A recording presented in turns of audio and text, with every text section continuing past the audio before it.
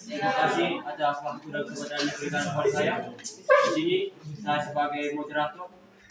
Di sini kami akan mempresentasikan hasil kerja kelompok kami kepada pemateri saya menjawab semua. Konsep dasar pengembangan kurikulum. Kurikulum merupakan salah satu komponen pokok dalam pendidikan sebagai alat penting dalam upaya pencapaian pendidikan kurikulum karena berperan dan bersifat adaptif terhadap perubahan dan kemajuan ilmu pengetahuan dan teknologi. Kurikulum sendiri juga merupakan suatu sistem yang mempunyai rencana dan pengatur yang berisi tujuan, isi dan bahan pelajaran serta cara-cara yang digunakan sebagai pedoman penyelenggara kegiatan pembelajaran untuk mencapai tujuan pendidikan tertentu. Sedangkan pengembangan kurikulum adalah istilah yang di dalamnya mencakup beberapa hal yang diantaranya perencanaan, penerapan dan evaluasi. Dalam pengembangan kurikulum tidak hanya melibatkan orang yang terkait langsung dengan dunia pendidikan saja, namun pengertian kurikulum menurut para ahli. Menurut Satterthwaite dan Oliver, kurikulum adalah kelompok pengajaran yang sistematik atau urutan subjek yang dipersyaratkan untuk lulus atau sertifikasi dalam pelajaran, misalnya kurikulum pelajaran sosial dan kurikulum pendidikan fisika. 2. Menurut J. Sero dan William M. Alexander dalam buku Kurikulum Planning for Better Teaching and Learning, kurikulum adalah keseluruhan upaya sekolah untuk mempengaruhi pembelajaran baik di dalam kelas, di taman bermain atau di luar sekolah, menjadi segala usaha sekolah untuk mengaruhi anak belajar baik di dalam ruangan kelas. 3. Menurut Kudratawa, kurikulum pada umumnya berisi pernyataan tujuan dan tujuan khusus, menunjukkan seleksi dan organisasi konten, mengimplikasikan pola belajar mengajar tertentu, karena tujuan menuntut mereka atau karena organisasi konten mempersyaratkannya. 4. Menurut Ronald C. Doss, kurikulum sekolah adalah konten dan proses formal maupun non-formal di mana pelajar memperoleh pengetahuan dan pemahaman perkembangan. Komponen kurikulum. 1. Tujuan kurikulum. 2. Materi kurikulum. 3. Metode. 4. Organisasi kurikulum. 5. Evaluasi. Fungsi kurikulum. Fungsi kurikulum ditinjau dari 3 segi. 1. Fungsi bagi sekolah yang bersangkutan. Ada 2 macam fungsi kurikulum bagi sekolah yang bersangkutan. Sebagai alat untuk mencapai tujuan pendidikan yang diinginkan, dijadikan pedoman untuk mengatur kegiatan-kegiatan pendidikan yang dilaksanakan di sekolah. 2. Fungsi bagi sekolah tingkat di atasnya. Kurikulum dapat berfungsi sebagai pengontrol atau pemeliharaan keseimbangan proses pendidikan dengan mengetahui kurikulum sekolah pada tingkat tertentu. Maka kurikulum pada tingkat di atasnya dapat mengadakan penyesuaian. 3. Fungsi bagi masyarakat pada umumnya. Sekolah mempersiapkan juga untuk terjun di masyarakat.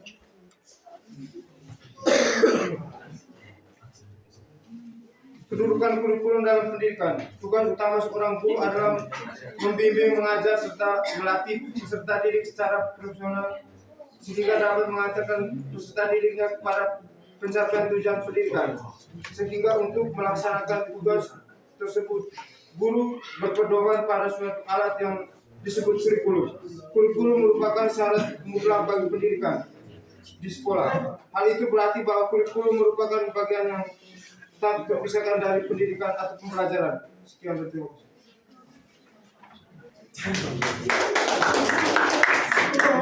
kasih. Terima kasih kepada materi karena dalam materi pada pertanyaannya sini kami membuka sesi tanya jawab kepada teman-teman. Kami silakan bertanya.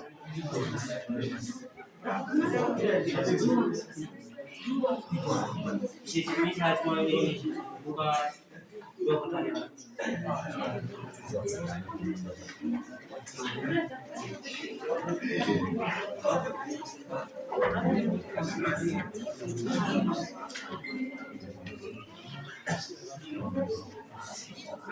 Pada saya di sini saya akan bertanya apa yang menjadi alasan kurikulum ini menjadi suatu kunci utama suatu pendidikan di masa yang akan datang.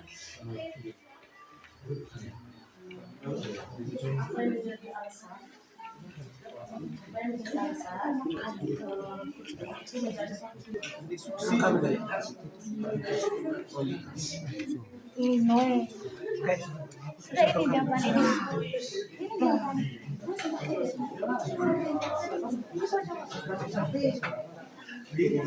Itu nama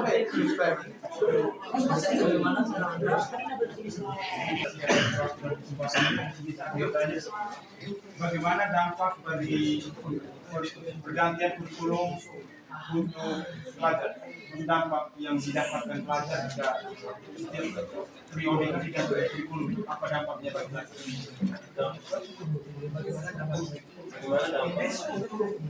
Bisa tambah dampak positif dan negatifnya bagi gantinya kurikulum.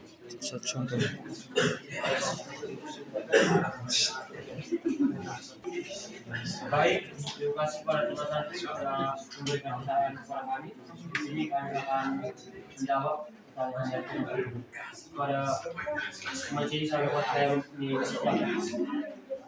Baik, saya akan menjawab pertanyaan yang diberikan oleh teman santri.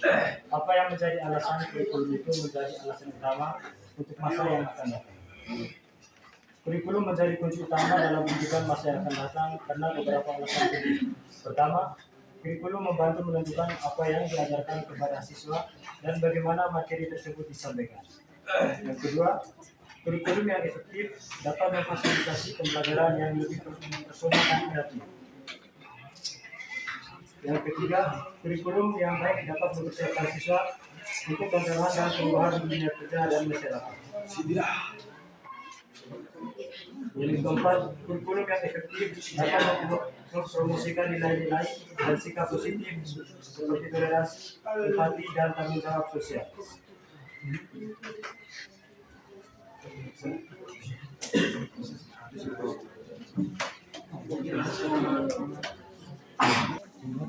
Nomor 2, bagaimana maka dampak positif dan negatif bagi pelajar ketika adanya perubahan kurikulum.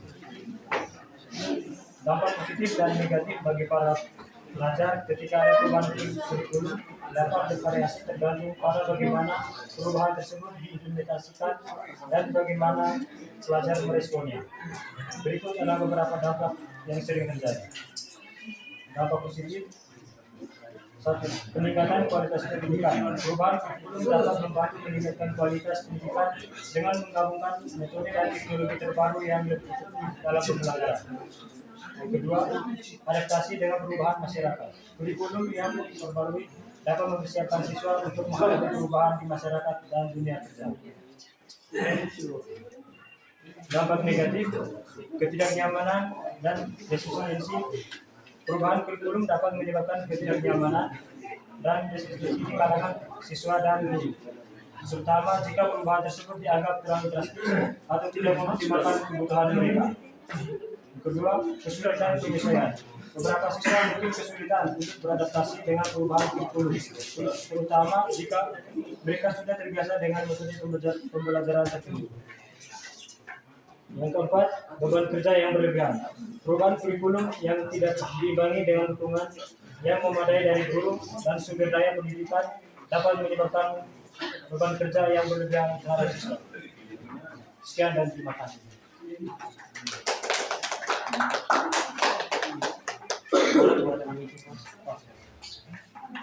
Sekian saja hasil dari presentasi kelompok kami. Sekian dan terima kasih.